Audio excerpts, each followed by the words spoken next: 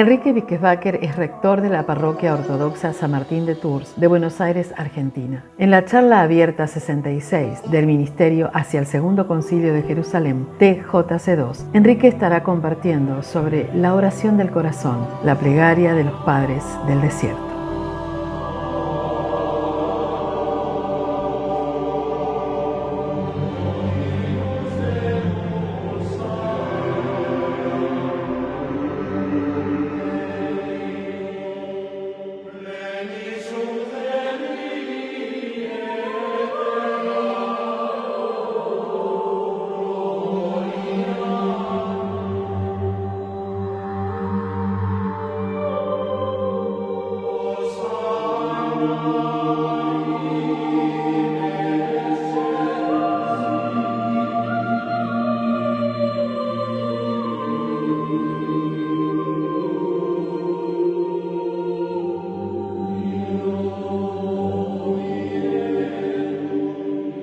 Muy bienvenidos a nuestra charla número 66.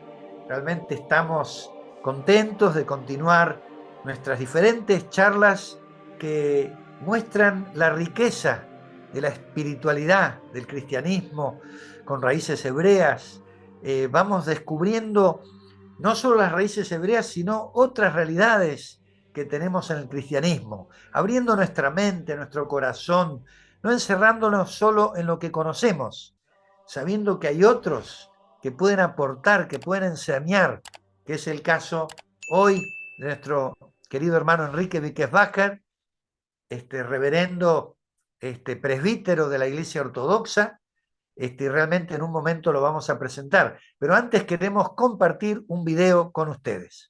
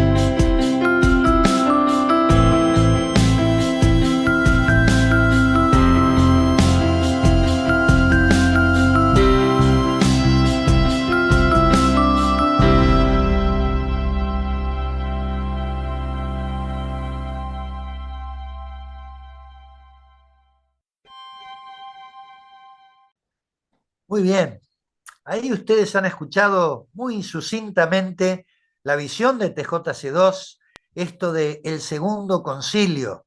El que recibió esto fue el rabino Marty Waldman, quien recibió esto hace unos años atrás, comenzó a compartir esta visión y hoy se está expandiendo a nivel mundial, al punto que este año en octubre tenemos un preconcilio donde habrá aproximadamente 100 judíos mesiánicos de distintas partes del mundo y iremos líderes gentiles como 300 de distintas partes del mundo. O sea, ya se está creando el clima para el segundo concilio.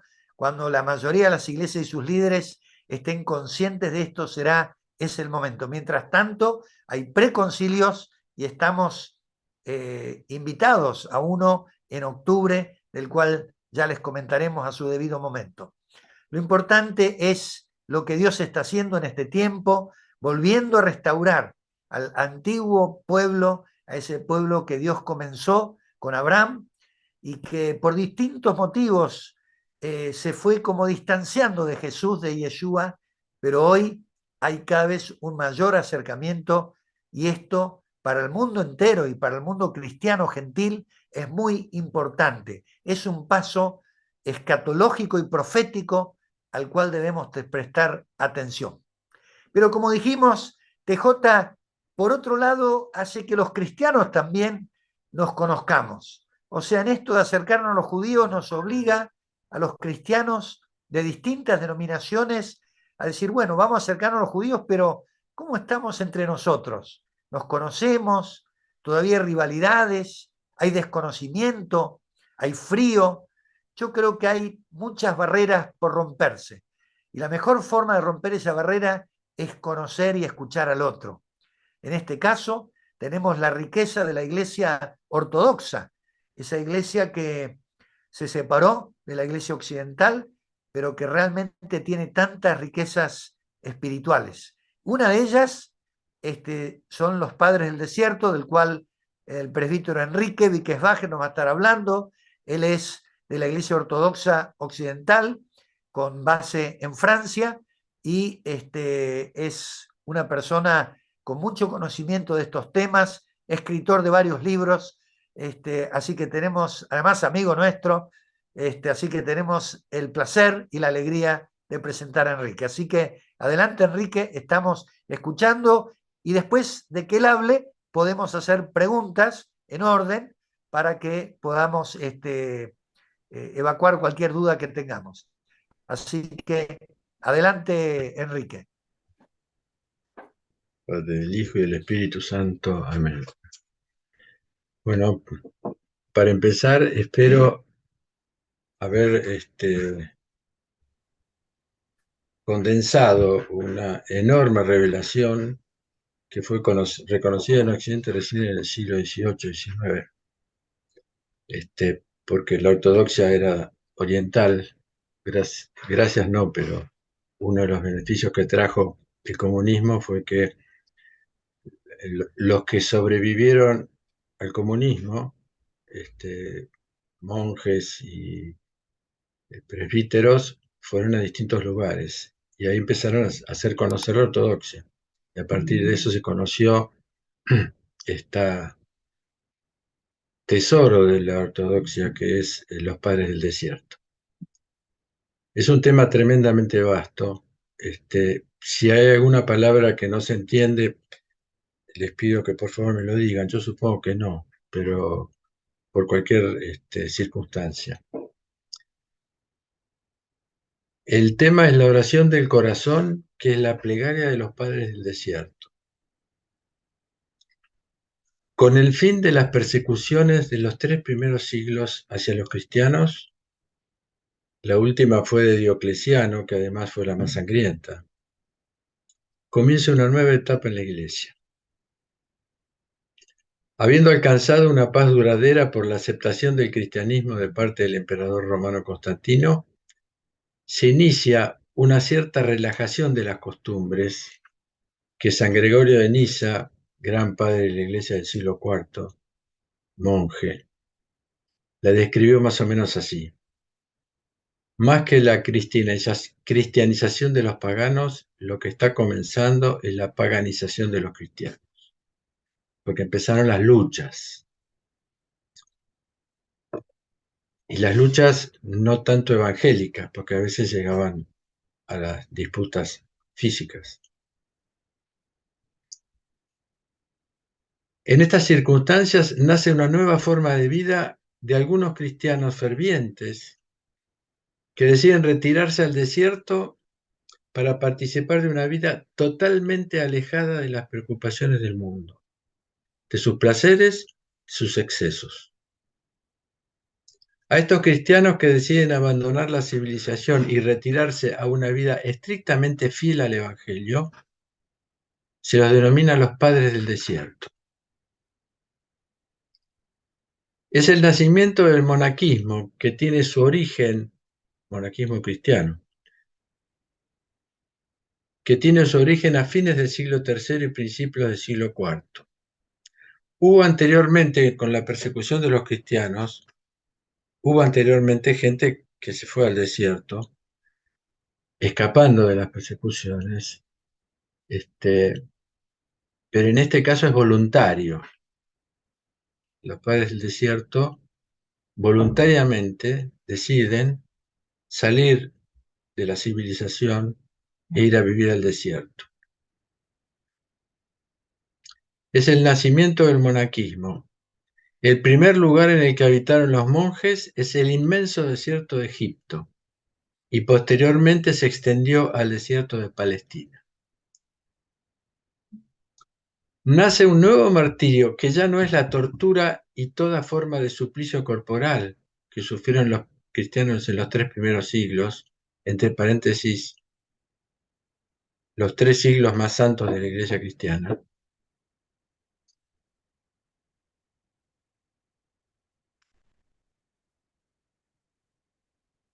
sino que no es el suplicio corporal, sino que es el combate interior en soledad.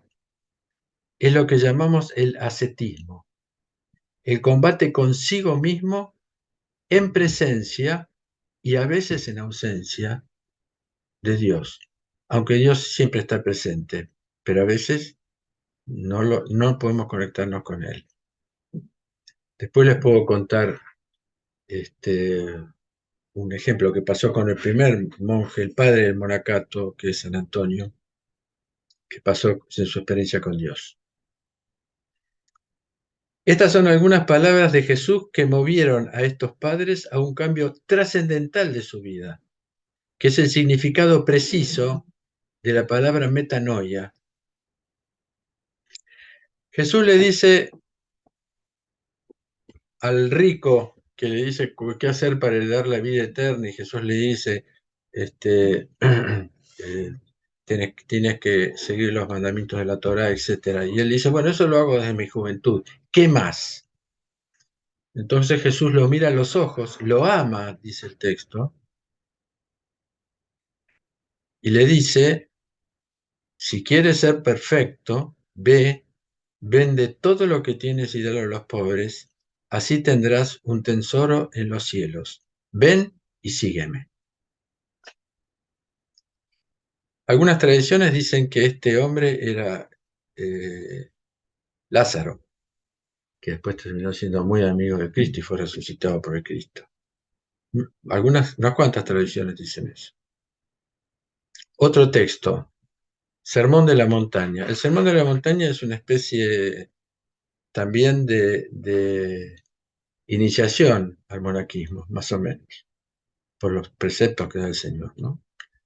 Entonces dice, así vosotros sed perfectos, como vuestro Padre de los cielos es perfecto. Mateo 5:48. Y el tercero, que es el texto que oyéndolo en una liturgia, San Antonio, que era un fiel, un catecúmeno y nada más, lo decide a ir al desierto y transformarse en el padre de los monjes del desierto, es este el texto, Mateo 19:29. El que haya dejado casas, hermanos, hermanas, padre, madre, hijos o campos a causa de mi nombre, recibirá el 100 por 1 y heredará la vida eterna. No sé si recuerdan el 100 por 1, Dios lo dice, en el mayor rendimiento del campo, del buen campo que recibe la semilla y hace fructificar el 10, el 30 y el 100 por 1. Es decir, nos lleva que ha llegado al fruto más grande de la semilla de la palabra. Cuando Jesús habla de la casa barrida y ordenada, perdón, sabemos que las escrituras que por las escrituras que el lugar de habitación de los demonios es el desierto. Luego de su bautismo, Jesús es transportado en espíritu al desierto por el Espíritu Santo, y luego de un ayuno de 40 días se enfrenta con las tentaciones del maligno.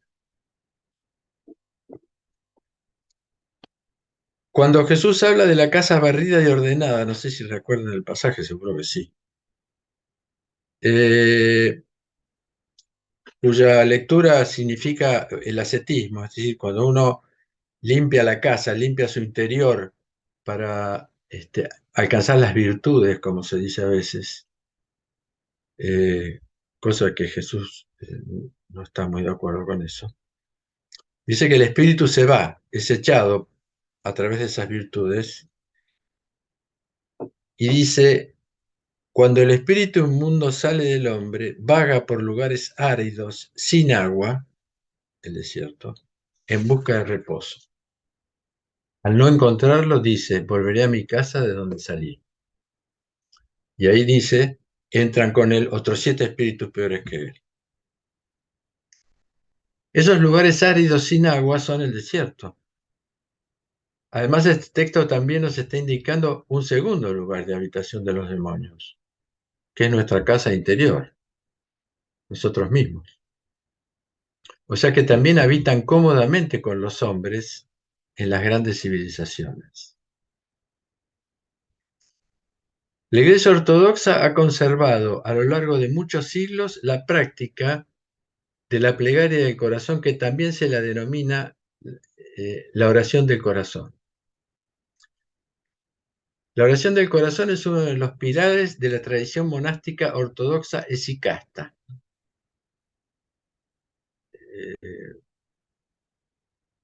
No sé si conocen la palabra esicasta.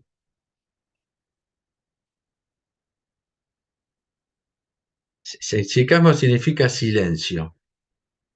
Esiquía es una palabra no traducida del griego que significa silencio. Ahora la voy a explicar.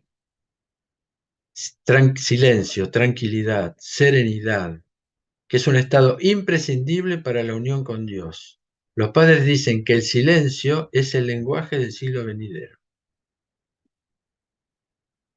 A fines del siglo IV y principios del V aparecen los registros escritos, que son los consejos de los primeros monjes del desierto y los que rezaron esta plegaria. Diádoco de Fodice es uno de estos monjes que exhorta a invocar en el fondo del corazón, sin interrupción, el nombre de Dios para unificar el alma en el recuerdo constante de Dios. Nos dice, los que no cesan de meditar en las profundidades de su corazón, el nombre de Jesús santo y glorioso podrán un día ver la luz en su espíritu. Es decir, podrán recibir el Espíritu Santo en el interior. Eso lo vamos a profundizar.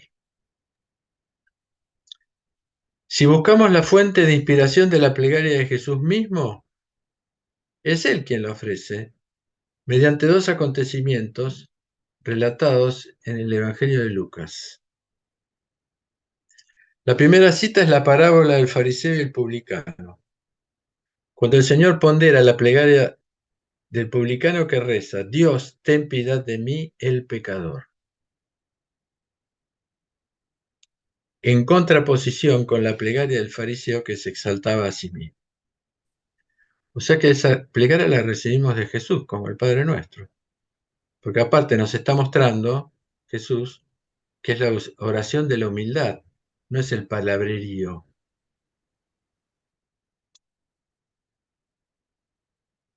La segunda es el encuentro del ciego de Jericó, que invoca al Señor insistentemente para que lo cure de la ceguera, como lo podríamos invocar nosotros también para que nos cure de nuestra ceguera.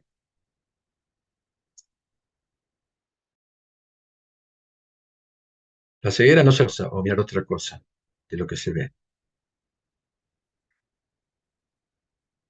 Lucas 18, 9, 14 es la primera cita y Lucas 18, 35, 43 es la segunda. La oración del corazón es la invocación continua del nombre de Jesús por medio de los labios, del corazón y de la inteligencia, los 3 centros que tenemos los seres humanos. Centro intelectual, centro emocional y centro motor, que representa el cuerpo. La fórmula más desarrollada es esta.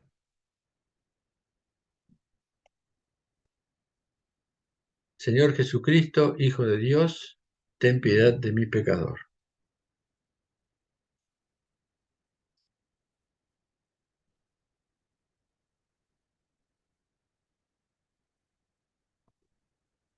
Aunque posteriormente se fueron agregando algunas otras, que eso por ahí lo vemos después. Mediante la invocación constante del nombre de Jesús, el cristiano orante busca el desalojo de los pensamientos, esos pensamientos son llamados logismoi, que viene de logos, del griego, que son los malos pensamientos. La esencia espiritual de la plegaria es el descenso de la mente al corazón. La mente potenciada por el espíritu ubicado en el lugar que no le corresponde, que es el intelecto. El intelecto potencia un centro que no es exactamente espiritual, sino que es psicológico, que es el centro mental. Y hay que hacer descender ese centro espiritual al corazón. Dice Teófano el Recluso, llegando por la purificación de los pensamientos y el recuerdo constante de Jesucristo, a la iluminación del hombre interior por la gracia divina, lo que nosotros llamamos los ortodoxos la deificación.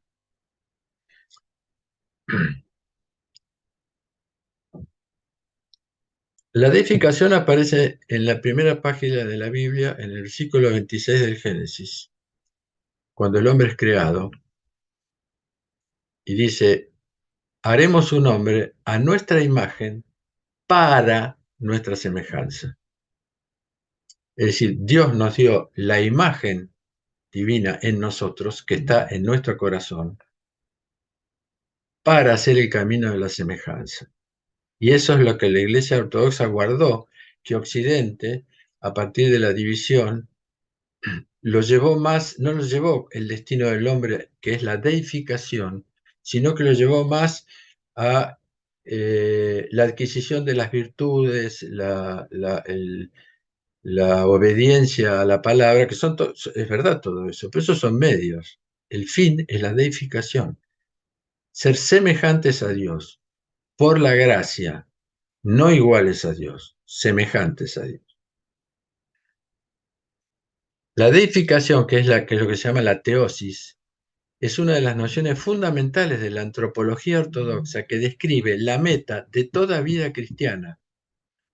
Repito, no de muchas virtudes, no las hazañas de actos heroicos, sino la adquisición del Espíritu Santo, no solo en nuestra mente, en nuestra sensibilidad, sino en nuestro cuerpo.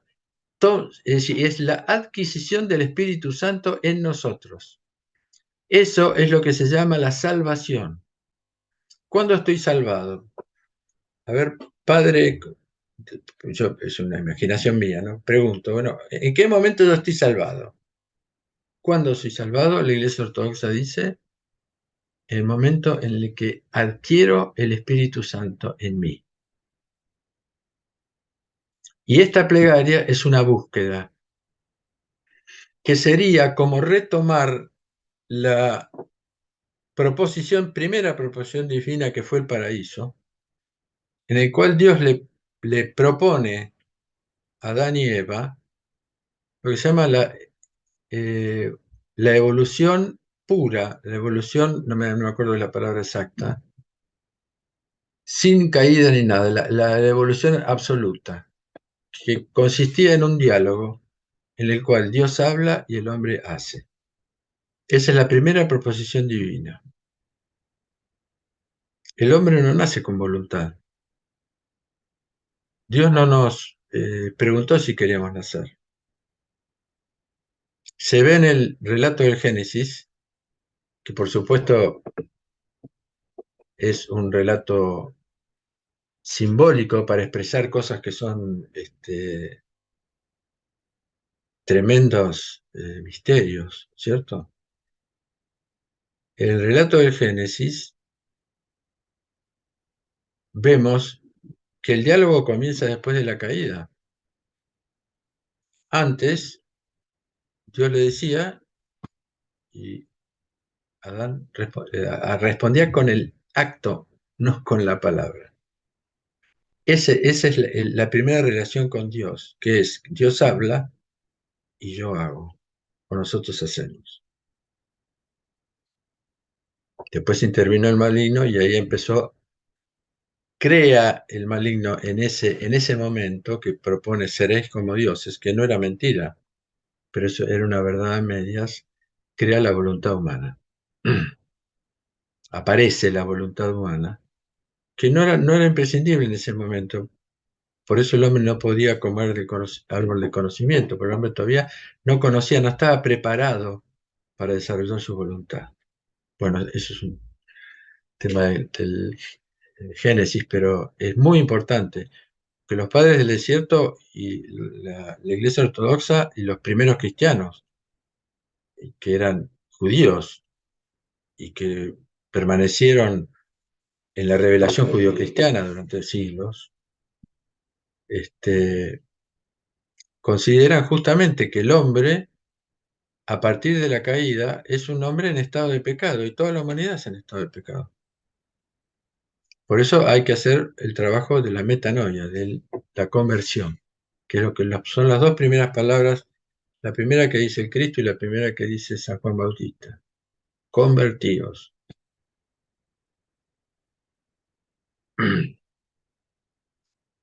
Además de la práctica monástica ininterrumpida, la oración del corazón puede practicarse de diversas maneras.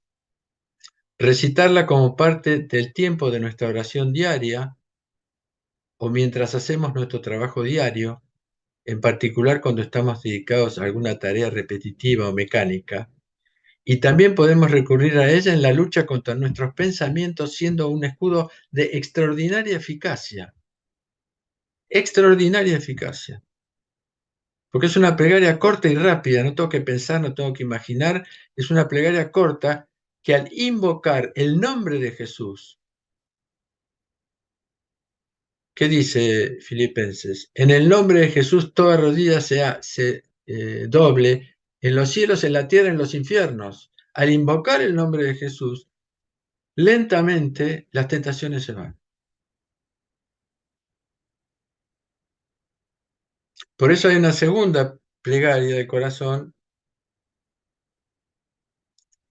que es, oh Dios, ven en mi ayuda, Señor, apresúrate a socorrerme, que es inventada por Macario el Grande, que es un monje del siglo IV, que era discípulo de un discípulo de San Antonio. Eh, Eso es fundamental para este siglo que estamos llenos de tentaciones todo el tiempo, todo el tiempo. Es el nombre de Jesús el que invocamos. Señor Jesucristo, Hijo de Dios, estamos reconociendo al Cristo como Dios, como Hijo de Dios, con la autoridad divina. Ten piedad de mí, pecador. Ayúdame, Señor. No nos dejes entrar en la tentación sin habernos librado del maligno, dice el Padre Nuestro, la traducción exacta del arameo. No nos dejes caer en la tentación, entrar en la tentación, no caer, entrar en la tentación sin habernos librado del maligno. No es del mal, es del maligno. La plegaria se recita en 3 tiempos al ritmo de la respiración, porque al rezar a Dios lo respiramos. Los pulmones inhalan el nombre de Jesús, Señor Jesucristo, Hijo de Dios. Se retiene la respiración y posteriormente se exhala con nuestra súplica. Ten piedad de mi pecador. Aspiramos el nombre de Jesús y posteriormente expiramos nuestras faltas. Nos dicen los padres del desierto: siéntate en el silencio y en la soledad. Inclina la cabeza y cierra los ojos. Respira más suavemente. Mira con tu imaginación al interior de tu corazón. Recoge tu inteligencia, es decir, elimina los pensamientos, es decir, tu pensamiento, de la cabeza al corazón.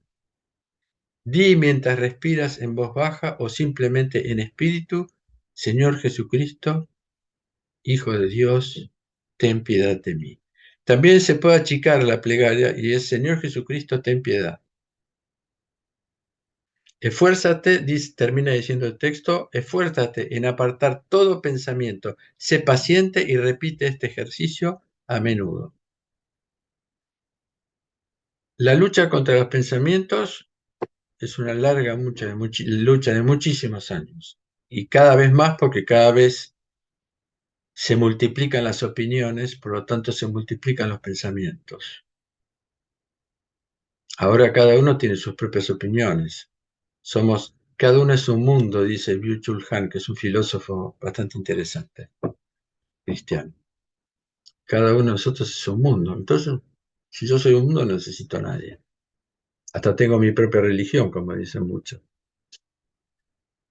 Estas palabras nos hablan de un estado que indica silencio, soledad, interiorización, distensión, recogiendo el pensamiento en el corazón. Ese es el camino del desierto para encontrarnos con nuestra propia soledad y así iniciar el sendero de la pobreza. Bienaventurados los pobres por el Espíritu. La oración del corazón es un desierto momentáneo de nuestros deseos, de nuestros pensamientos y de nuestras certezas. Necesitamos permanecer interiormente en presencia de Dios para aprender a mirar con los ojos de Dios, para aprender a sentir con el corazón de Dios. Dios encarnado tiene un corazón humano que nos permite compartir su corazón. Y a esa desnudez los monjes la denominan desierto. Pero el desierto cristiano es una soledad habitada y solidaria, como dice mi querido monje copto Mata el Mezquín. Vivir en la soledad solidaria del corazón, dice, para disponerte a morar para siempre en la bienaventurada ermita del rostro del Señor y en la fiesta inagotable de comunión que es la Trinidad. Nuestro pasaje por el desierto, continúa diciendo, es desandar eso lo digo yo. Nuestro pasaje por el desierto es desandar toda la ausencia de Dios que hemos desplegado en nuestro camino y en cada día cotidiano. ¿Cuántas veces nos acordamos de Dios en nuestra vida cotidiana concreta?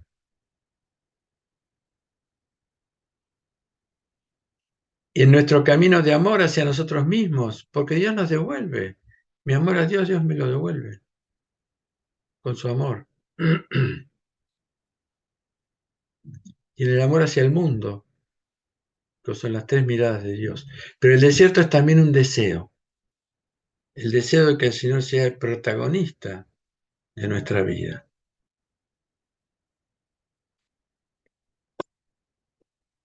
Para entender un poco, de manera un poco más fuerte,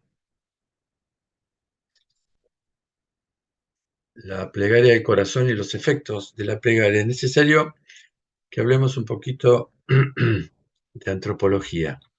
¿Cuál es el hombre que concebían para los ortodoxos la Biblia? El hombre, ¿qué hombre es el hombre bíblico? Digamos. Entonces podemos ver que los seres humanos tenemos tres aspectos. Eso no divide, el hombre no está dividido en tres aspectos. Son tres aspectos que permanecen o en comunión o distanciados. Pero eso es un problema del hombre. Cuando fuimos creados permanecían en comunión. Tres aspectos que tenemos que tener en cuenta, que es el cuerpo, el alma y el espíritu. El cuerpo y el alma están íntimamente relacionados. De eso hablan los padres del desierto en el siglo IV, y la psicología lo descubrió a principios del siglo XX, que lo llaman el complejo psicosomático. Íntimamente ligados. La enfermedad del cuerpo es la enfermedad del alma y viceversa. Hay que saber leerlo, pero es así.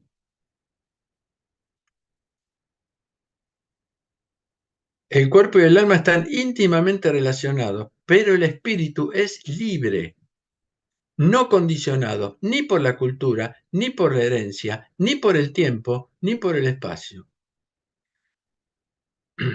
Nuestra alma está condicionada por la civilización, por la educación que recibimos de nuestros padres, por las relaciones que tenemos, lo que nos han hecho, es decir, por todo un esquema psicológico que tiene que ver con las relaciones humanas, cuando fuimos al colegio, es decir, toda nuestra psiquis está,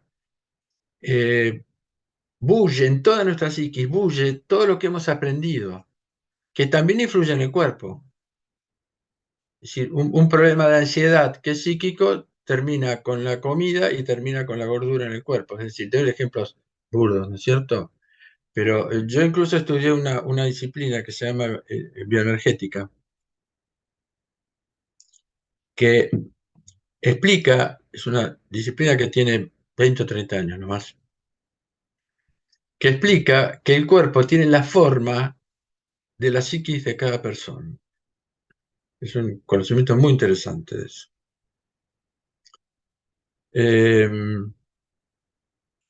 Teófano el Recluso, obispo y monje del siglo XIX, y otros autores distinguen en el hombre estos tres elementos: cuerpo, alma y espíritu, y los describe de esta manera. Teófano el Recluso es un monje del siglo XIX,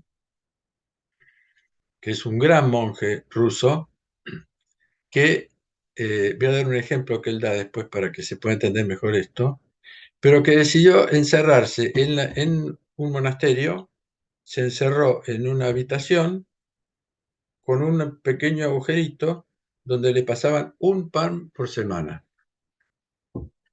Y se dedicó absolutamente a la plegaria. Ahora después le cuento algo muy interesante. Él dice,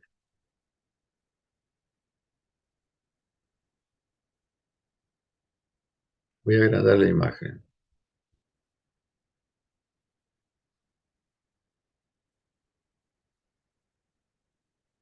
El cuerpo provisto de un alma viviente. En esta alma se ha insuflado un espíritu, que es el espíritu de Dios. Está relatando la creación del hombre. El espíritu de Dios destinado a conocerlo, glorificarlo, buscarlo y a gustar y encontrar alegría en él. El alma es el principio fundamental de la vida.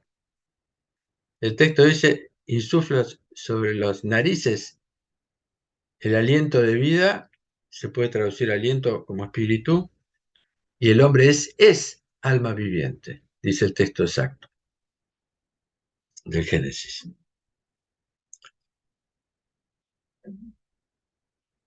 Sin embargo, continúa, mientras que el alma existe ante todo sobre el plano natural, es decir, la existencia exterior, el espíritu nos pone en contacto con el orden de las realidades divinas.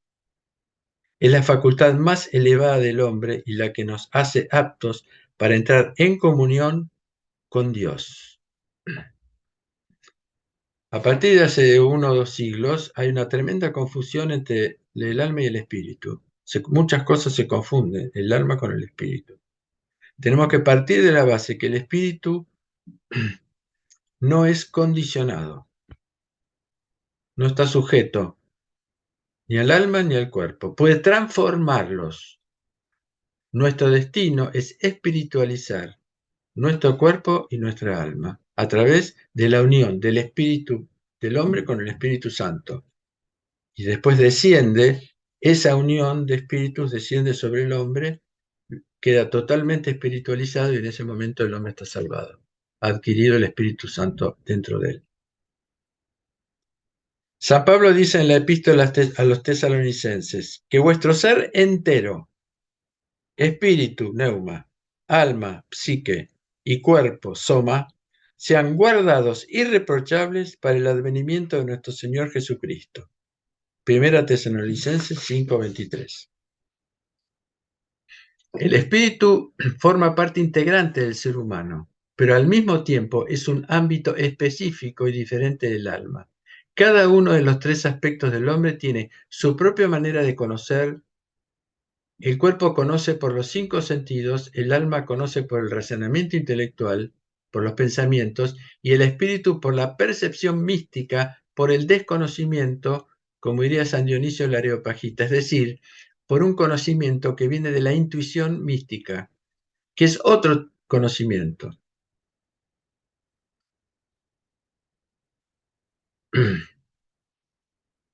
Continúa diciendo Teófano el Recluso, el fin del espíritu es mantener al hombre en contacto con Dios y con las realidades divinas, independientemente de todos los fenómenos visibles que lo rodean. Esta visión espiritual existía en el primer hombre hasta el momento de la caída. Por eso Dios lo visitaba. Su espíritu veía claramente a Dios y a todas las cosas divinas, tan claramente como vemos hoy un objeto colocado frente al nuestro, enfrente nuestro, perdón. Pero después de la caída, los ojos del espíritu fueron cegados y el hombre cesó de ver lo que anteriormente veía con tanta naturalidad. El espíritu permanece, sin embargo, y tiene ojos, pero estos están cerrados. Es como un hombre cuyos párpados estuvieran soldados. El ojo está intacto, pero sus párpados sellados no le permiten entrar en contacto directo con ella. ¿Se acuerdan la plegaria del corazón? El ciego que le pide al Señor que vea. Señor, ten piedad de mí, dame la visión. Tal es el estado del espíritu del hombre después de la caída. El hombre ha intentado reemplazar la visión del espíritu por la visión del intelecto, por construcciones mentales abstractas, por ideologías. Pero esto ha sido sin resultado, como lo prueban todas las teorías metafísicas de los filósofos.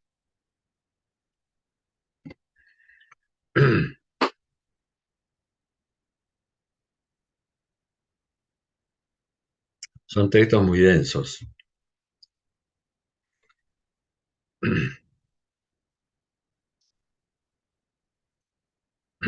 Los monjes del desierto llaman a este conocimiento un desconocimiento. Tratar de entender a Dios por el conocimiento intelectual es absolutamente imposible. Podemos tener ideas, podemos hacer tratados, todo lo que ustedes quieran, pero el conocimiento de Dios se obtiene por el conocimiento del Espíritu. Si no son tratados, que no están mal, los padres han hecho tratados maravillosos, lo mismo que la lectura. La lectura de la Biblia no se puede hacer intelectualmente. Es decir, perdón, se puede hacer intelectualmente, pero el secreto oculto detrás de las palabras bíblicas se ve desde el conocimiento espiritual, que es el conocimiento místico.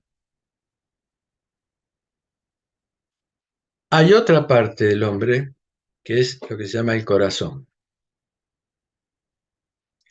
Hablamos muy someramente acerca del cuerpo, el alma y el espíritu, y ahora tenemos que agregar otro aspecto de la naturaleza humana que se agrega a esta clasificación tripartita, que es el corazón.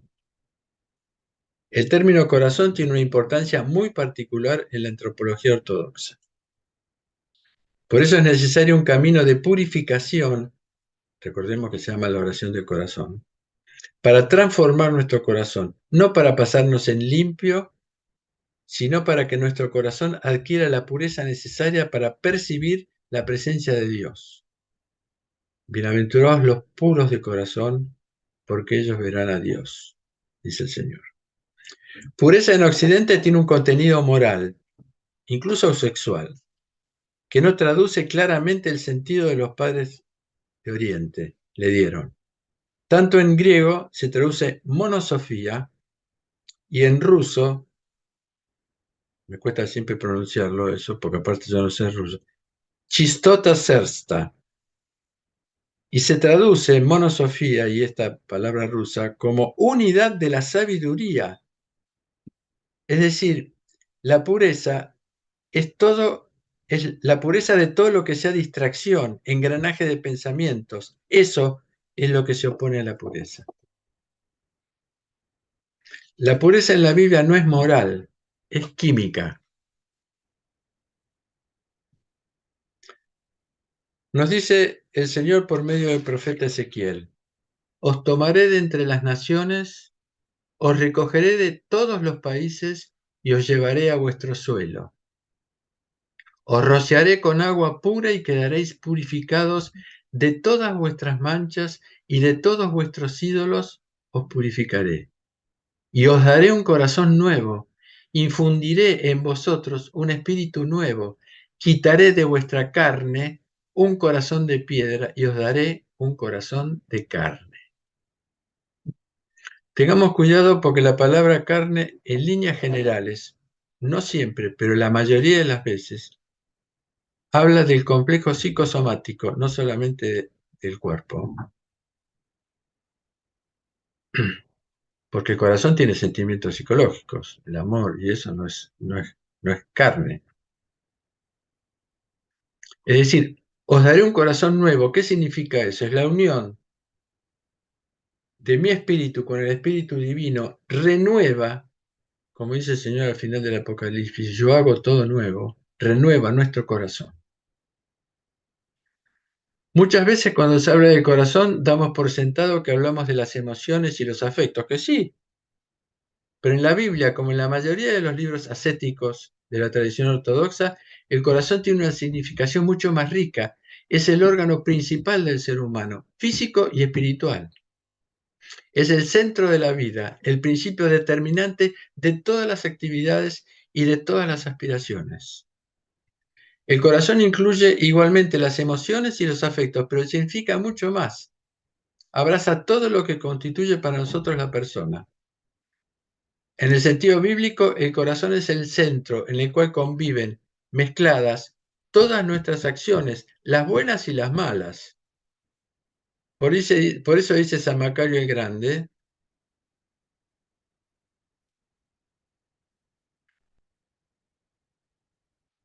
el corazón gobierna todo el organismo corporal y reina sobre él.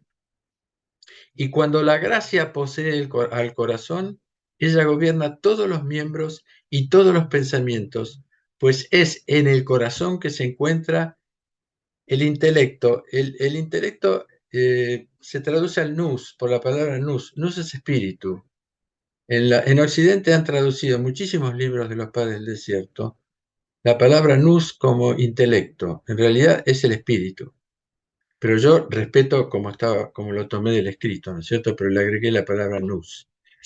Y todos los pensamientos del alma, así como sus deseos. Por su intermedio, la gracia penetra igualmente todos los miembros del cuerpo. El corazón es de una profundidad insondable. Podemos encontrar allí salas de recepción y dormitorios, puertas y portales, numerosas piezas y pasajes. Se encuentra allí el taller de la justicia, tanto como el de la maldad. La muerte y la vida están en él. El corazón es el palacio de Cristo. Es allí donde Cristo, nuestro Rey, viene a tomar su reposo con los ángeles y los santos. En él permanece, lo recorre y establece su reino. El reino de los cielos está dentro de vosotros, dice el Señor. El corazón no es más que un pequeño navío y sin embargo allí se encuentran leones, dragones, criaturas venenosas y todos los refinamientos de la maldad, los senderos rugosos y ásperos y los abismos abiertos, pero también están Dios y los ángeles, la vida y el reino, la luz y los apóstoles, la ciudad celeste y los tesoros de gracia. Todo está allí. Por eso, el trabajo es interior y hay que limpiar de nuestro corazón todo eso. ¿Cómo se limpia? En el corazón opera la unificación, es donde se debe operar la unificación del ser humano a través de una triple actividad, dicen los padres del desierto. Por el trabajo de la templanza, gracias al cual un hombre domina su cuerpo, a través de la energía del corazón, el cuerpo es purificado de sus pasiones. Porque no es el cuerpo el que hay que anular, sino al que lo tiraniza. El cuerpo en sí, dice Pablo, es templo del Espíritu Santo que habita en nosotros, y nosotros somos la casa de Dios. 1 Corintios 6, 19, 20. Segundo paso es una vez que el corazón ha conseguido apaciguar las luchas y desórdenes, las pulsiones corporales, el alma puede dedicarse a la reflexión. Esa alma que se ha calmado, esicasta, que es su actividad por excelencia, la reflexión. Concentrarse en el pensamiento de Dios y elevarse hacia Él por el Espíritu, agrego yo. Tercero, de este modo, el espíritu puede consagrarse entonces enteramente a la oración, que es su actividad más propia, y abrirse así a la contemplación de Dios.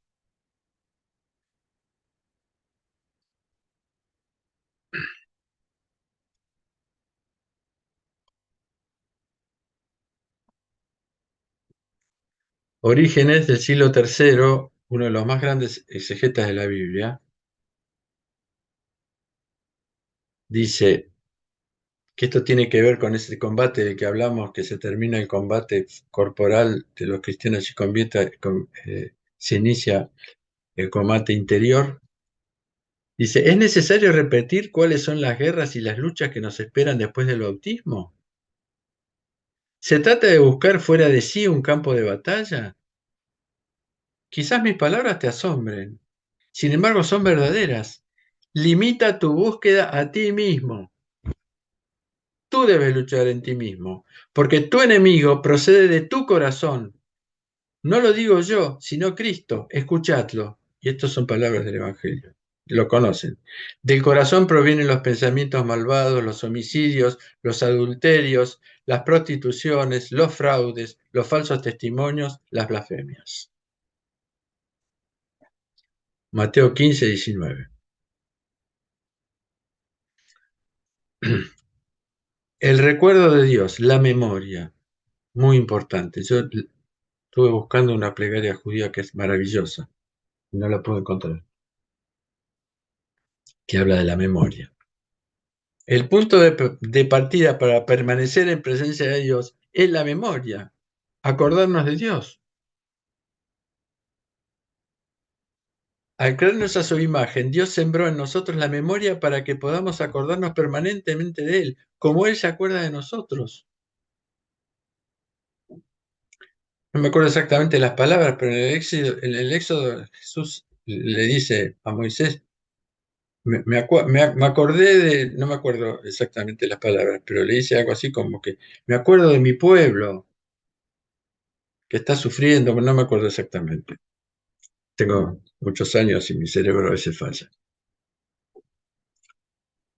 El acuerdo de Dios nos mantiene en su presencia, por eso cuando no nos mantenemos en su memoria, nuestro espíritu se precipita en el olvido de Dios. Entonces nos precipitamos en la memoria del mundo, como lo indica San Isaac el Sirio. Pero no voy a dar este texto porque no quiero llenar de texto.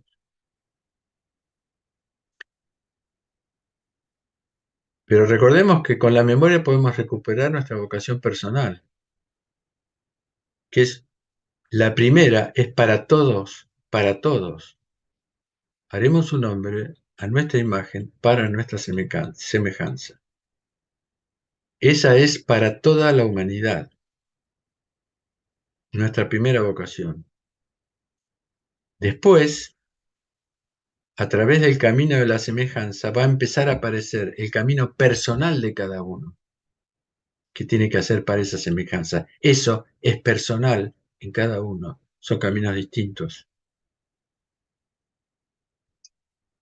Pero para encontrarnos con nuestra vocación personal es necesario recuperar la memoria anterior al pecado. En nuestro espíritu permanece una memoria desde la creación del mundo, en cada uno de nosotros. En el espíritu permanece, no permanece en el alma. La podemos recuperar, pero momentáneamente, al no estar conectados con el espíritu o conectados poco con el espíritu, no llegamos a esa memoria. A través de la plegaria del corazón podemos llegar a recuperar esa memoria anterior al pecado, comulgar con los arquetipos del hombre no pecador, que era Adán, conocer los acontecimientos que provocaron la caída. Y estos arquetipos están más allá de nuestra memoria psicosomática y de la ciencia racional. Es la memoria del espíritu, como acabo de decir. Muchas veces estamos tan lejos de nuestro ser, tan ajenos a nuestro yo profundo espiritual, tan alejados del Señor, que ignoramos su llamado, desconociendo el sentido de nuestra existencia. Y esto se debe a que la cultura del mundo nos conduce mucho más al parecer que al ser. Yo soy abogado, no, yo no soy abogado. Yo estoy abogado cuando trabajo como abogado, pero no soy abogado. Mi ser está por encima de él. Propone modelos que sustituyen el ser por el tener. Yo soy lo que tengo, confundiendo el ser con el estar. Yo soy nervioso, no, estoy nervioso.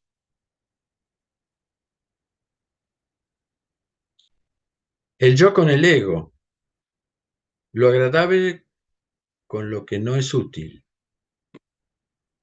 sin entrar en el pecado de la utilidad en la que vive nuestro sistema capitalista y comunista en estos momentos. La utilidad. Pero hay cosas que son, hay un sufrimiento que es útil y hay un sufrimiento que es inútil. Vamos a terminar con eso. El mal no está instalado en la naturaleza, el pecado no está en el hombre, en lo que el hombre es, sino que el pecado está en no ser lo que podríamos llegar a ser. El rabino Plavnik, que fue amigo de la iglesia, que nos dio charlas y nosotros fuimos a charlas de él, él dirigía la comunidad Beitel, que falleció ahora con el tema del COVID. Decía, parafraseando a un gran maestro de la Kabbalah, pecar es fallar en la conjugación del verbo ser.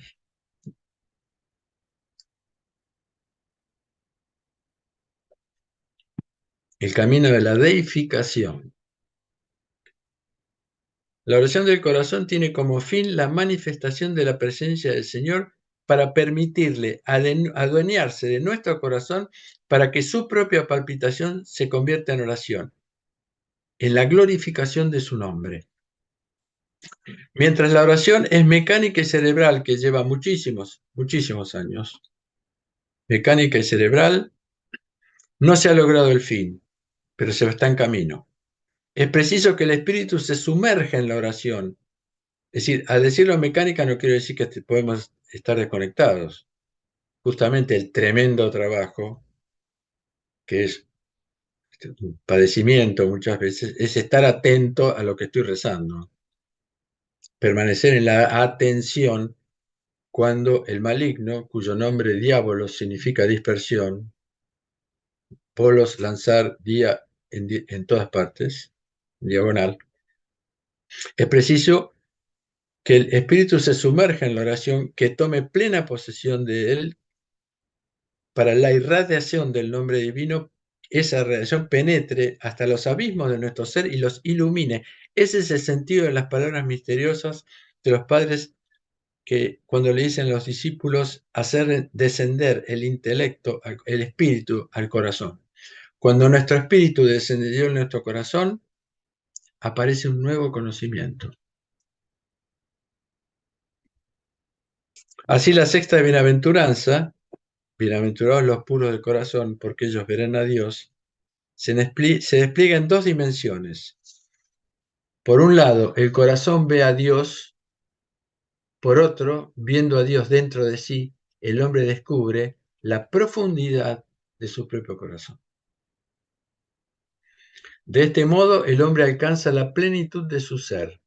Es restablecida su semejanza con Dios, revelándose en él la imagen plena y perfecta de Dios, del Dios que creó al hombre a su imagen y su semejanza. Es lo que se llama la adquisición del Espíritu Santo. Es decir, llega un momento cuando la oración desciende al corazón que se reza sola. Sigue rezando sola la plegaria. Sigue rezando cuando se duerme, cuando se habla de otra cosa, la oración permanece rezando.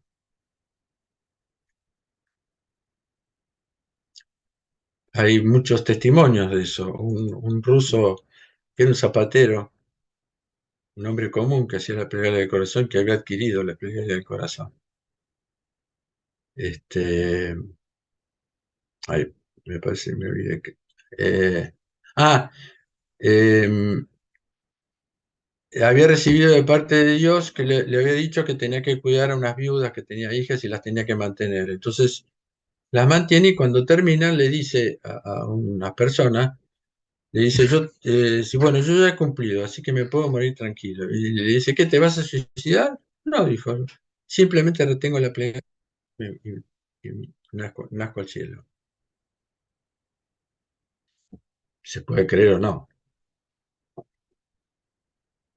La oración del corazón es el combate silencioso donde participamos de la muerte de nuestro propio yo superficial e impuro. Impuro en el sentido químico.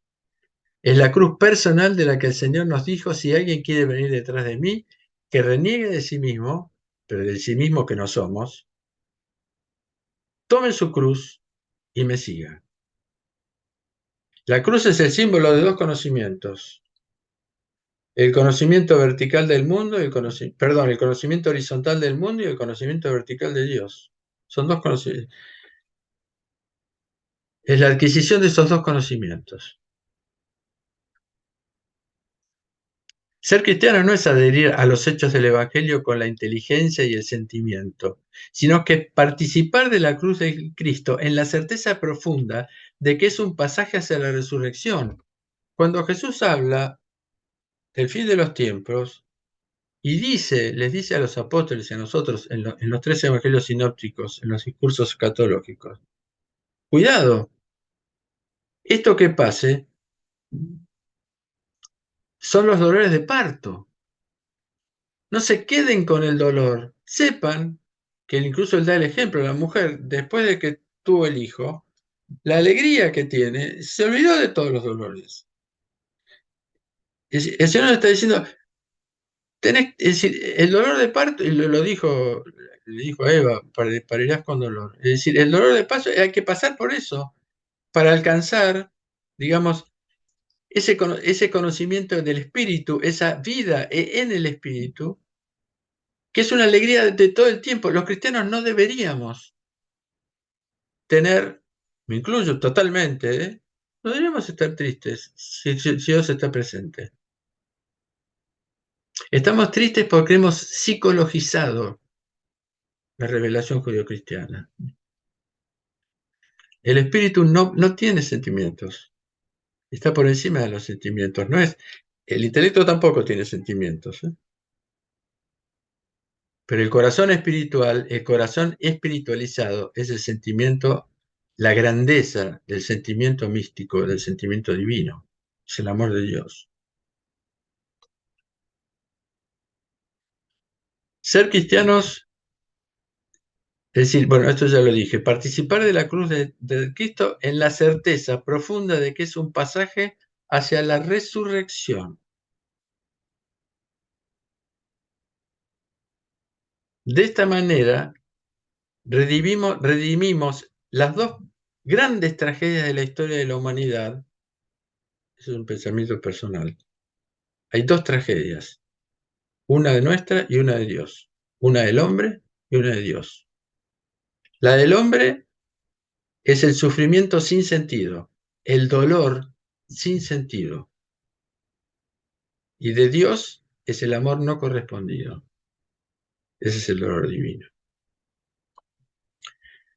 Termino con unas palabras de Mata el Mezquín, que me la dio hoy. Porque siempre Mata el Mezquín, como es mi padre espiritual, yo de repente estoy buscando algo y de repente me aparece en un lugar, en un sitio, un texto que no tengo. Y él me dio esto hoy. Estaba buscando con qué terminar la charla y me apareció esto. Es un texto muy, muy, muy profundo, pero bueno, quiero que lo escuchen. Señor, cuando tu Espíritu Santo viene a morar en un hombre, este hombre no puede dejar de orar, porque el Espíritu en él ora sin cesar. Déjalo dormir, déjalo velar. En su corazón siempre obra la oración. Ya sea que esté comiendo, bebiendo, descansando o trabajando, el incienso de la oración surge espontáneamente de su corazón. La oración en él ya no está atada a un tiempo determinado, ininterrumpida.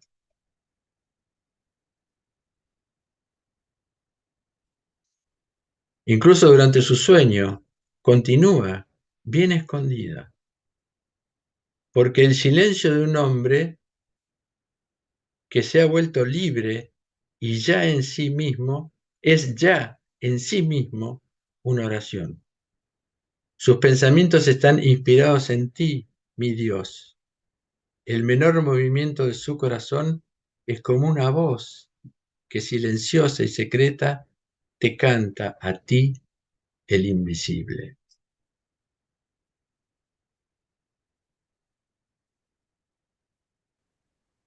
Ahí empiezan las preguntas, pero bueno, muy profundo y muy complejo, pero se entendió, lo entendimos, creo que lo entendimos. Así que, Pastor Agustín, adelante.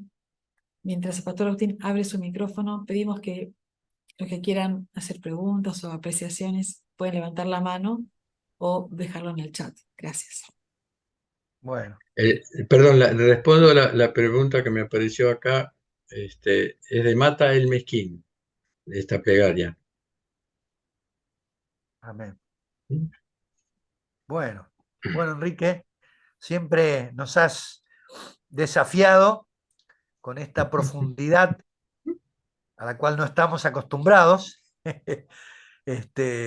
Nuestro cristianismo contemporáneo no nos mete en estas profundidades, por eso es tan valioso tu aporte, ¿no? Y el aporte de la Iglesia Ortodoxa. Creo que aún los que tenemos compromiso cristiano no estamos acostumbrados a esta profundización, ¿no? Y entonces yo te escuchaba y me recordaba lo que decía San Pablo, ¿no? De la lucha, ¿no? El bien que quiero no hago y el mal que no quiero hago, ¿no?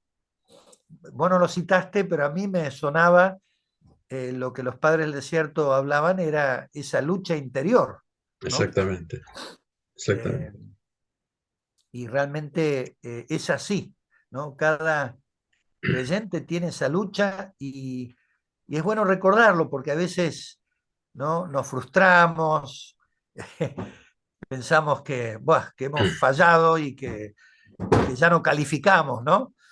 Entonces, claro, y esto lleva a un desánimo, ¿no? O sea, yo que soy pastor y vos también, escuchamos a muchas personas que dicen, no, el cristianismo es demasiado difícil, yo no llego a esa vara tan alta, ¿no? Bueno, ahí está Pero, el peligro del legalismo también, ¿no? pero Sí, justamente ahí está el Enrique, problema. El problema es que ah, nosotros claro, queremos hacer las cosas sin Dios. Tenemos que pasarnos en claro, limpio. Esa es muy occidental. claro, Es decir, claro, exacto, dice, no sé si te acordás el pasaje de los tres ángeles que visitan a Abraham, que es símbolo de la Trinidad, ¿no es cierto? La ah, hospitalidad de sí, Abraham. sí, El ángel dice, cuando le anuncia a Abraham que va a tener un hijo, que Sara se ríe, y él dice, nada es imposible para Dios. exacto, Y hay un escritor ruso que dice, ahora, con el Cristo habiéndose encarnado, nada es imposible para el hombre. ajá, interesante, ¿no? El tema es con él. Claro, El tema es claro, querer, el problema nuestro y el sufrimiento nuestro en un 90% es porque, claro, no podemos hacer solos esas cosas. ¿Cómo puedo amar a mi enemigo? A ver, explícame. claro, No, bueno, imposible, pero puedo empezar por lo que hizo el Cristo. Puedo empezar, por ejemplo, Señor, perdónalo tú por lo que me hizo. Yo no lo puedo perdonar, por ejemplo. Es decir, es un largo camino en el claro, que hay dolores, no sufrimiento, porque el tema del sufrimiento es el dolor más la angustia psíquica. Eso es lo que es el sufrimiento. ajá, Pero el dolor genuino, por el dolor genuino se pasa. hay que pasar por el dolor genuino. Claro, ¿Por qué? Porque nos tenemos que arrancar las cosas a las que estamos apegados. exacto. Ahí lo veo a Guillermo Buzo que se dedica mucho a la oración contemplativa. ¿Qué opina Y Guillermo de esta sí, charla? Y yo estoy deslumbrado escuchándolo porque es el camino que tratamos de seguir y lo ha descrito tan claramente, tan bien, tan bien, que se lo agradezco de todo corazón. Y me tocó particularmente porque nosotros tenemos un grupo de oración contemplativa y un grupo de lección divina, que alguna vez nos acompañó Agustín. Y en una de las últimas lecciones nos tocó las bienaventuranzas. La lección es ajá, una lectura en oración, ¿no? Una lectura en sí, sí, oración, sí, no la sí, lectura conozco, intelectual, lo digo por los tal demás. cual. Ah, Y, por los demás, sí, sí, perfecto. y lo que me dejó, y lo tomé hasta hoy, es la pureza de corazón. Pedir Sí. la pureza de corazón de la que usted habló, así que disfruté y Tuteame, por agradezco favor, mucho, ¿eh? bueno, Tuteame. de lo que vos comentaste, así que lo agradezco la charla muchísimo, Yo te muchísimo. agradezco mucho a vos. Es más, una curiosidad, yo estuve en el templo de ustedes en la calle Armenia, pero hace Sí. 30 años con un grupo de oración contemplativa, ustedes a veces nos prestaban una capillita que tienen abajo para que fuéramos a hacer oración. En Estábamos este en la Santa momento, Eucaristía y a veces sí, íbamos, así que en bueno, este momento, el grupo de meditación cristiana, que lo debes conocer, sí, lo conozco, sí. bueno, ese grupo tiene un grupo en la iglesia que nosotros le cedemos el espacio, un Ah, mira espacio, vos, sí, sí, sí, mira un vos. grupo, y después comparte con nosotros, y nos han pedido, que fue Clara, a dar esa charla sobre la plegaria del corazón. Claro, Así que, sí, sí, sí, que bueno, bueno, encantado muchas y gracias, agradecido, Enrique, de todo corazón. por favor.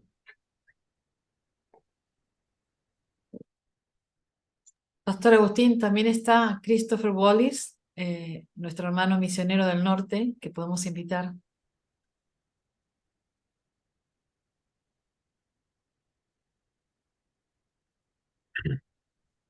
Sí, muy agradecido, la verdad, por poder escuchar al presbítero.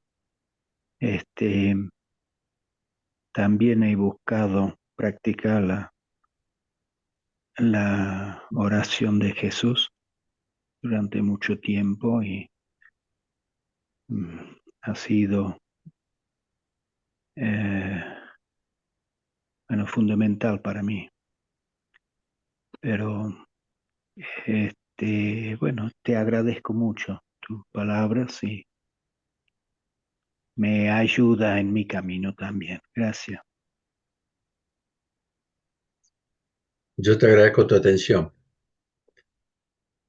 Enrique, Sí. Christopher Wallace es un misionero de muchos años, trabaja entre la comunidad Wichí y él, bueno, ha vivido con ellos, compartido el Evangelio con su esposa, han hecho una obra maravillosa con la población aborigen, traducido estudios bíblicos al Wichí, así que es un Ah, qué hombre, trabajo yo estuve con maravilloso. él, un hombre muy valioso.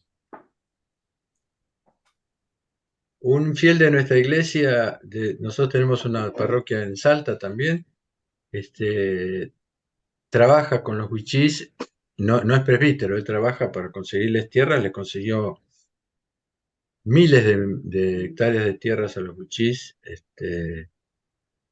y me dijo el trabajo que hacían hombres, ¿no? Muchas de la iglesia de Agustín.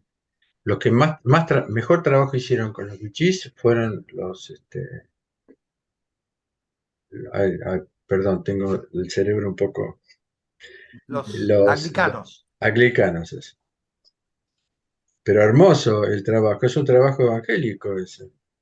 San Muy Francisco bueno. Solano, que es el apóstol de la Argentina, que casi nadie conoce, que se vino caminando desde Perú, aprendió el tonocoté, que era la base del idioma de los indios, en 2 días. Ese sí que tenía don de lenguas, ¿no?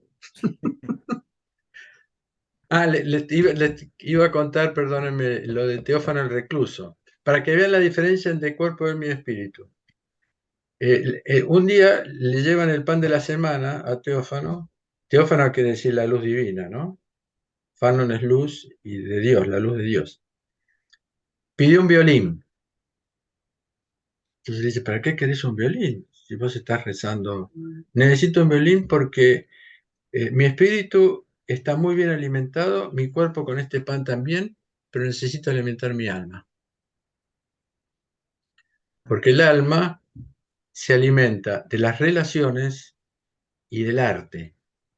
Ese es el alimento del alma.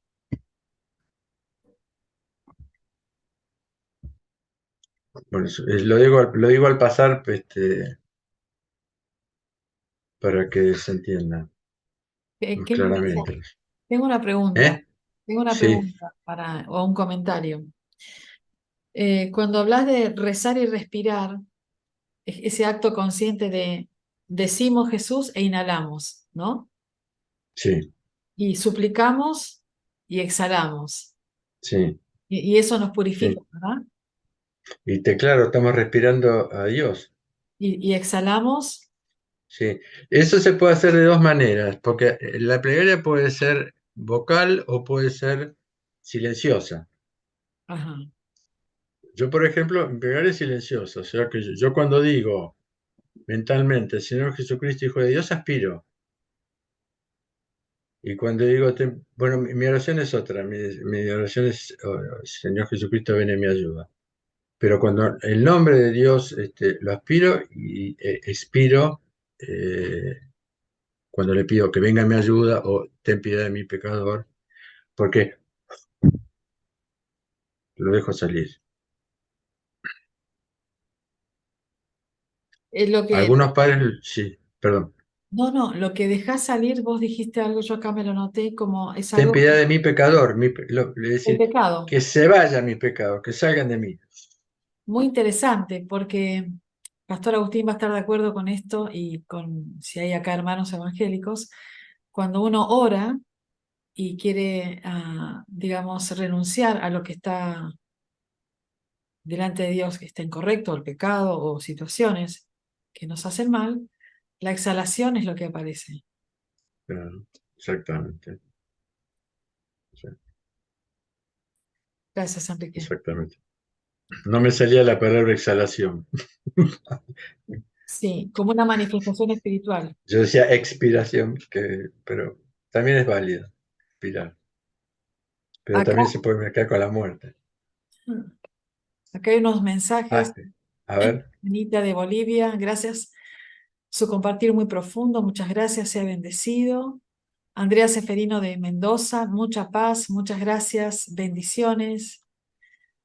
Acá Anita dice, amén, qué descripción más real de un intercesor. Cuando estabas hablando del hombre que ora, la persona que ora en silencio, busca, o aun cuando duerme, ora.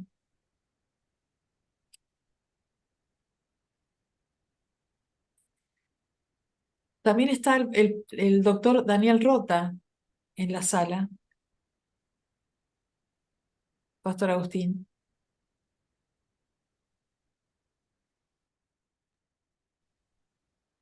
¿Qué opinas, Daniel, como psiquiatra de esta Ujú. exposición?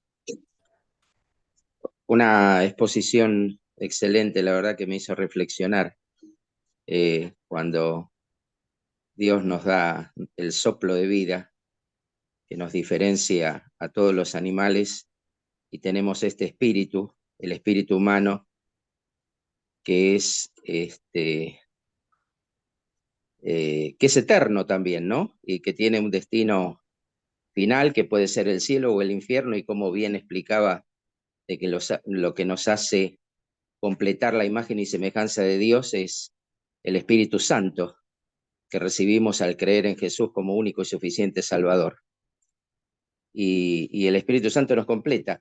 Y es cierto lo que dice de las luchas del corazón. Yo trabajo en psiquiatría con el corazón de las personas, con la puja de los pensamientos alterados, pensamientos de ruina, de perjuicio, pensamientos desviados, pensamientos obsesivos, y que están en un corazón que puede ser modificado a través de estas pautas que nos dio acá el pastor, el sacerdote. Así que agradezco muchísimo, muy, muy buena la reflexión. Y creo que es el mejor regalo que le podemos dar a Dios, darle nuestro corazón, porque de él mala la vida, ¿no? Así que interesante, muchas gracias. Muchas Muy buenas gracias. Muchas gracias. gracias. Interesante, psiquiatría. Sí.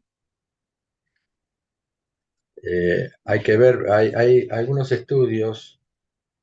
Scott Peck, yo leí hace bastante, 20 años, que hablaba que era psiquiatra, que él estaba presente en los exorcismos y que era muy importante verificar, primero sacar lo que era psicológico para que después aparezca el espíritu maligno. Muy interesante, se llama El mal y la mentira ese libro, que no lo pude conseguir, pero es muy interesante eso. Y cómo la ciencia psiquiátrica puede ser tremendamente colaboradora con eso, pero tiene que tener fe, que Por seguramente supuesto. vos Daniel, lo tenés, seguramente.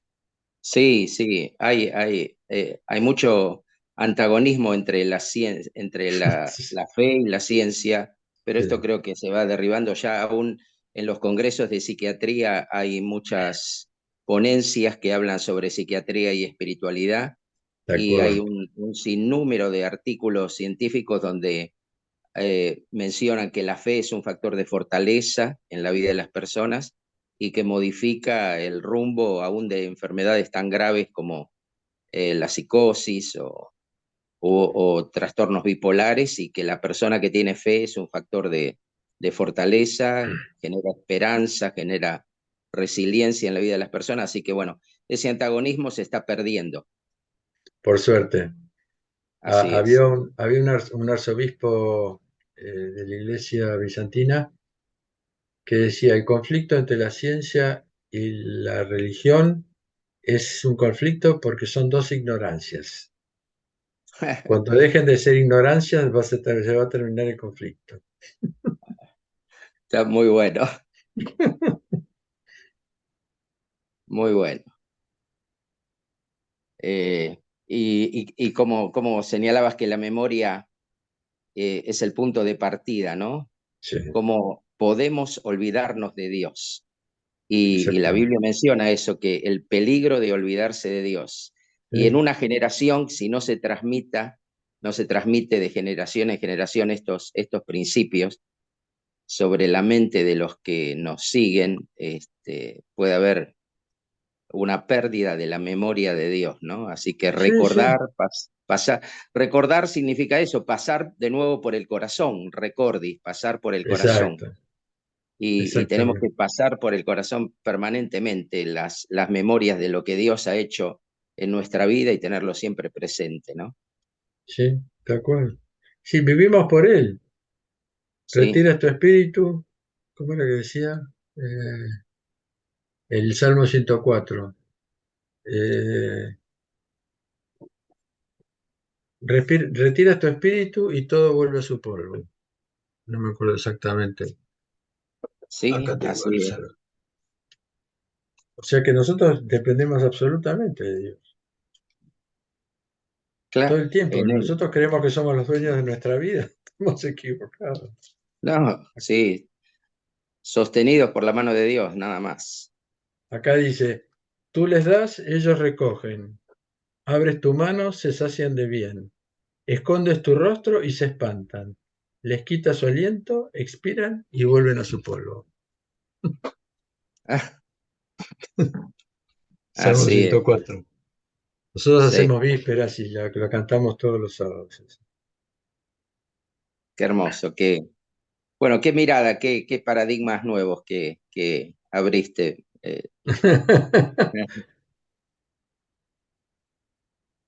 Muy bueno, gracias. Bueno, muchas gracias, Daniel. Gracias. Y por eso, Daniel, nosotros, además de buscar las raíces hebreas, nos enriquecemos, ¿no?, con las distintas miradas y espiritualidades dentro de la cristiandad, donde muchas veces somos ignorantes, ¿no? Si uno está en un sector del cristianismo, parece que desconoce al otro, y creo que una de las virtudes de este movimiento es que nos empezamos a escuchar mutuamente, ¿no? Sí, Sí, sí, lo bueno es no totalmente. tener estructuras rígidas, sino Exacto. tener una mirada amplia, porque Dios es mucho más grande que cualquier mirada sesgada o limitada, ¿no? Así que nos Claro. enriquecemos con la mirada de otros. Tal cual, tal cual. Amén. Es decir, digamos, los ortodoxos tenemos que tener mucho cuidado. La mirada ortodoxa también puede ser. Miren lo que está pasando entre una de las dos más grandes iglesias ortodoxas que están en guerra en este momento. Mm, Es terrible Ah, eso. mm, mm, Es decir, la estructura rígida de la que habla Daniel es un peligro. Los fariseos eran los ortodoxos de la época, sí, sí, Claro. los que guardaban la tradición, pero rígida. Por eso es muy importante lo que vos decís. Es sí. decir, yo siempre lo digo en las charlas en la iglesia. Ojo, tenemos cuidado porque hasta ahora los ortodoxos éramos los únicos que no habíamos tenido divisiones en las iglesias. Este, y las divisiones son más o menos cada 5 siglos, más o menos. O sea que tenía que venir una división en el año 2000. Y no apareció, Ajá. yo la estaba esperando esa división. Y apareció en el 2019, cuando se separó la iglesia rusa de la iglesia bizantina. Mm, Así que todas las iglesias están divididas, señores. Tiene que nacer, tenemos que eliminar todos los nombres de todas las iglesias, porque nosotros no nos decimos cristianos, nos decimos ortodoxo, católico, adventista, etcétera, etcétera, etcétera. Tenemos que recuperar el nombre de cristiano. así Amén. es. Amén. Amén. Ya están todos caídos. Nadie puede arrogarse la... Nadie puede arrogarse la verdad total, ¿no? No existe. Por encima de todo, porque la verdad total no la conocemos. Sí, Jesús dice, yo soy el camino, la verdad y la vida. Es decir, que conocemos a Cristo, nunca lo vamos a terminar de conocer. sí, sí. Dios es, por un lado, el más cercano, pero también es el más lejano. Dios es lejano, pero Dios está El más también cercano y dentro el más nuestro, ¿no? lejano. ¿Cómo? ¿Eh? Que Es el Dios más es cercano y el más lejano. Ah, perdón, explícalo. exactamente, sí. Creo que en el liberalismo dice, ¿cómo se puede amar a alguien que uno no vio? Porque Exactamente. no se puede amar a alguien que no se vio, pero lo tenemos adentro. O cómo se puede imitar a alguien que uno no ve. Sin embargo, Pablo dice, sed imitadores de mí como yo de Cristo. Y, Exactamente. y, y poder, porque lo tenemos adentro y lo tenemos en la palabra, lo tenemos en la Biblia, lo tenemos en el Espíritu y poder elevarnos a través de las experiencias que vos contás, somos imitadores de Cristo, podemos serlo. Sí, esa es un poco la visión de la que hablaba, de que del conocimiento. Es decir, hay un conocimiento que es intuitivo, que es el conocimiento del corazón, no es intelectual ni racional. Con ese Claro, conocimiento yo conozco a Dios. ¿Cómo surge eso? Por una cosa intuitiva, es decir, seguro que a todos nos pasó. De repente descubrí una cosa y yo no te puedo explicar, pero estoy seguro. Es así, ¿no es cierto? Ese conocimiento es el conocimiento del Espíritu. sí, Es- solamente del Espíritu. Exactamente, No solamente conocimiento, sino también lo emotivo, porque Pablo Sí, dice, sí, haya pues en vosotros este sentir que hubo también en Cristo Jesús. O sea que podemos hasta sentir los sentimientos que tuvo Cristo, ¿no? De sí, compasión, de amor, bueno, de tristeza y de angustia por sí, una Jerusalén que estaba alejada. O sea que sí, el Espíritu nos lleva a pensar, a imitar y a sentir al mismo Cristo. exactamente. Sí, Hay una inteligencia espiritual superior, hay una emoción espiritual superior, que no es claro, psíquica. Dios no tiene estados psíquicos, tiene estados espirituales, que no son totalmente. psíquicos. Es, es exacto lo que decís, Daniel, Sí, totalmente. bueno, Pablo dice, nosotros tenemos la mente de Cristo, que es una mente que razona de una manera totalmente distinta Sí, a la mente natural. Tenemos absolutos, tenemos una conciencia del bien y del mal, pero nos lo da la capacidad mental de Cristo, la mente de Cristo que tenemos en nosotros. sí, Tenemos una mente escatológica, conocemos el sí, futuro a sí, través de la mente de Cristo, ¿no?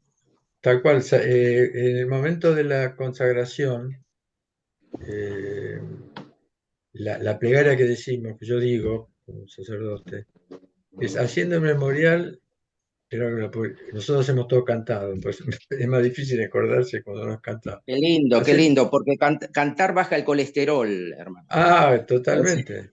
sí, No, nosotros hacemos los cantos gregorianos, cantamos el canto gregoriano, toda la liturgia cantada. qué lindo. Haciendo el memorial de tu pasión gloriosa, de tu resurrección de los infiernos y de tu segunda y gloriosa venida. Hacemos el memorial de su venida. Así es. Nos- tenemos recuerdos del futuro, como la película. Sí, tal cual, tal cual. Es así. Y eso ya es un pensamiento que no estamos acostumbrados. Y Sí. Jesús trajo ese pensamiento al mundo. A Ajá. ver, explícame cómo la Madre de Dios puede ser virgen y madre. A ver, explícamelo racionalmente. Como la Trinidad es tres y uno. Sí, Un sí, solo Dios, sí, tres. Es decir, son sí, todas frases de Cristo que nos vino a romper sí, lo que vos decís, las estructuras rígidas de nuestra sí. alma, ¿viste? Yo no entiendo cómo María, una adolescente, no se le rompió la cabeza cuando le dijeron que iba a ser concebida por el Espíritu Santo, ¿no? Qué mujer Terrible. especial, qué tremendo, qué mujer especial.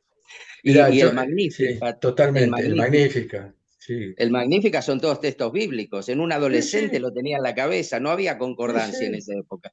No, muy gracioso, totalmente. Ni había Daniel, Sí, evangélicos que se sabían la Biblia de memoria, que es lo que yo admiro de los evangélicos, que se saben la Biblia de memoria. sí, Este, Enrique, me sí. acuerdo, yo estuve en una conferencia con Cantalamessa, viste, que es el predicador del Sí, Papa. sí. Entonces yo me acerqué y le dije, ¿por qué ustedes los católicos hablan todo el tiempo de María? Y él me dijo, ¿y por qué ustedes no hablan nunca? Tenía Tal razón, cual, tal ¿no? cual, tal cual, sí, es tal cual, cierto. tal cual. Bueno, no Este, sé si hay otra pregunta de alguna Sí, persona que ya acá hay una estaríamos pregunta, terminando. Pastor Agustín. Hay, Una pregunta de Ana María, bueno, pero no quería interrumpir el fluir de las ideas tan interesante acá. Eh, Pregunta a María si si es comparable, si son comparables los esenios con los padres del desierto. sí, la leí, después se me fue. No, los diseños no se sabe exactamente lo que eran. Gracias a los manuscritos del Mar Muerto se supo mucho más de ellos. Era un grupo de los tantos que tenían los judíos, el pueblo hebreo, era uno de los tantos grupos que se retiraron al desierto, pero que tenían, primero no eran ermitaños, digamos. Se descubrió que había lugares, había pocos lugares para dormir, no había muchos, o sea que muchos iban y volvían. Este, había muchos trabajos, había muchas piletas de abluciones de agua, por ejemplo, que de alguna manera puede ser, no estamos seguros de que San Juan Bautista puede haber tomado eso desde ahí, pero puede haber sido de otro lado también, porque en el templo también se hacían muchísimas abluciones. Pero no son exactamente lo mismo, no, digamos, de alguna manera buscaban una cierta pureza, pero no tiene que ver con los padres del desierto. Incluso hay un padre del desierto que yo no lo nombré, que es anterior a Antonio, que no me acuerdo cómo se llamaba, que huyó al desierto, pero porque lo persiguieron, no por una decisión personal.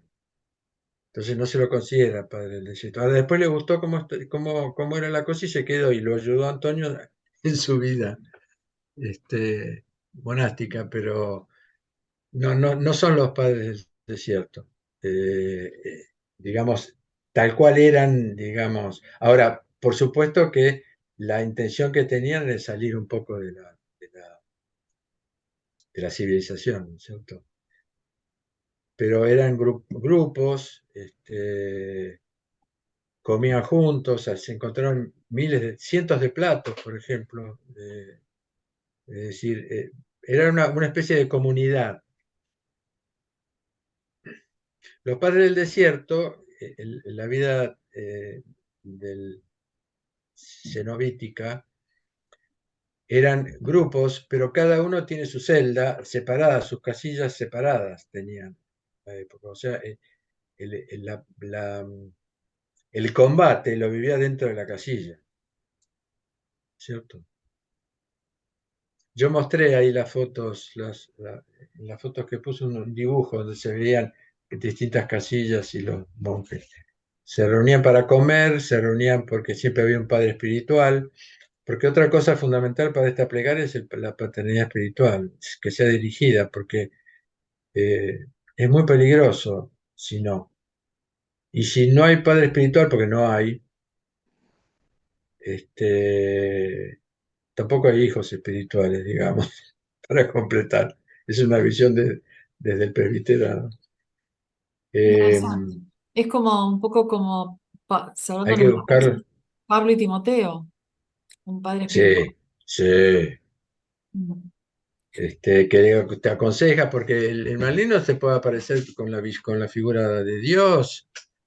Hubo padres del desierto que se les apareció. Y ojo que el maligno sabe más de Biblia que nosotros, ¿eh? Recuerden las tentaciones del Cristo, son bíblicas. Ahí Enrique Guillermo quiere hacer una pregunta. A ver, No, iba a aportar un comentario con respecto a dale. los esenios. Según tengo entendido, el templo estaba en manos de los saduceos que estaban muy ligados al poder. Y eso Ah, generó sí, entonces una separación, por un lado, de los fariseos, que empezaron sí, a reunirse en las sinagogas, sí, y los claro. esenios que dijeron vamos a buscar a Dios en el desierto porque en el templo no está. Es Sí, decir, que tenés por el lado razón. de la motivación puede estar el parecido, no por el lado de la forma de vida. Claro, no hubo un retiro de abandono de todo, digamos, Claro, sino si los alejarse padres, de esa iglesia, digamos, exactamente, tan cercana al poder, a la riqueza. exactamente. Cristo se pelea con los fariseos porque, eh, a- a- em, eh, porque eran los más fieles. Jesús dice en la iglesia, creo que en los tibios, de la iglesia, no me sale el nombre ahora, dice: a quien quiero yo lo aporreo. ¿Mm? Es decir, los saduceos, los fariseos creen en la resurrección, los saduceos no. Y era la casta política en ese momento, totalmente alejada de la espiritualidad. Claro, Sí, tenés razón. Yo ya me había olvidado, yo leí algo de eso. sí, sí. Yo, perdón, quiero bajarlo a algo muy de nuestros días. Yo en la parroquia a la que asisto veo mucha gente mayor y mucha gente que está sola. ¿Qué beneficioso sería para nosotros como cristianos todos emplear estas pequeñas actitudes, porque quizá no son cosas que nosotros podamos utilizar, pero sí lograr que las personas que están con tanta soledad, con tanta situación después de la pandemia, empezar con un poquito de estos temas en los ancianos, por ejemplo, que viven tanto tiempo de soledad. Me parece que es riquísimo poder bajar de alguna manera a cada bautizado que a lo mejor se ha alejado también de la iglesia, un poquito esta manera de hacer oración para que se encuentren con el Señor, ¿no? Entonces yo te agradezco muchísimo porque yo trabajo de alguna manera con personas mayores. Tengo una persona de casi 90 años acá enfrente que está en total soledad y esto es un arma que me va a ayudar seguramente para que ella se encuentre más, porque lee a lo mejor la Biblia, pero muchas veces tiene estos momentos de soledades. Así que gracias, Enrique. No, por favor. Cuando decís bajar, ¿a qué te referías? No, yo decía a llevarlo a nuestro plano de iglesias, Bueno, nuestro plano de parroquia. permitime que tenga una pequeña corrección, porque pasa mucho eso. Sí, cómo no. Cuando hablamos de la mística, muchas Ujú. personas me dicen, bueno, ahora bajemos un poco la realidad. Eso tiene que ver con una cierta, con la revelación católica que habla de lo natural y lo sobrenatural. Ujú. Dios y la mística es tan natural como el hombre, y todo lo creado es natural.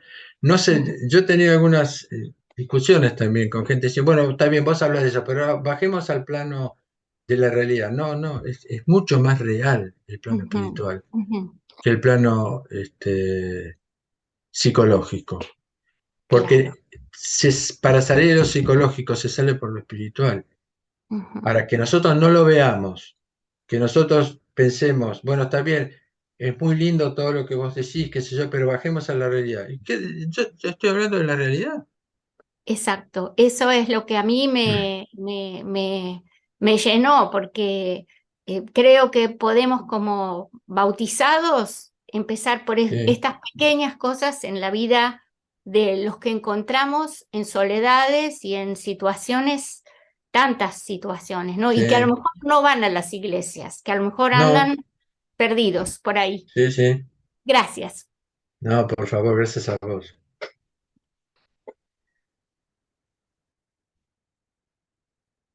Bueno, Pastor Agustín, creo que es Bueno, hora de ir cerrando, ¿sí? Bueno, le agradecemos a Enrique, que es uno de nuestros oradores de lujo que tenemos. Y yo siempre le digo a Enrique que desde que lo conocí, siempre sentí que la enseñanza de él tiene que llegar a mucha gente, que no puede quedar en un ámbito pequeño de Iglesia Ortodoxa, sino que el Señor quiere que Él lo abra a muchas personas. Y yo creo que hoy se cumple eso. Tenemos católicos, tenemos un psiquiatra, tenemos gente en la contemplación, o sea, un espectro amplio. Y yo me alegro, Enrique, que tus enseñanzas están llegando a muchas más personas.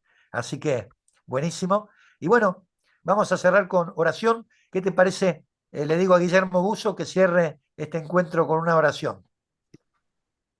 Bueno, te agradecemos, Señor, que nos hayas congregado esta tarde. Te agradecemos por las enseñanzas que hemos recibido. Te pedimos penetren en nuestro corazón, nos ayuden a aprender la práctica de descender, como se nos ha enseñado de la mente en corazón, encontrarnos en ese corazón, en ese aposento al que nos invitas, con vos cada vez con más frecuencia. Y te pedimos por este camino hacia el segundo concilio de Jerusalén para que nos acompañes, nos ilumines y nos apoyes. Gracias, Señor. Amén. amén. Gracias Bueno, por su atención. Muchas gracias. Muchas gracias, Enrique.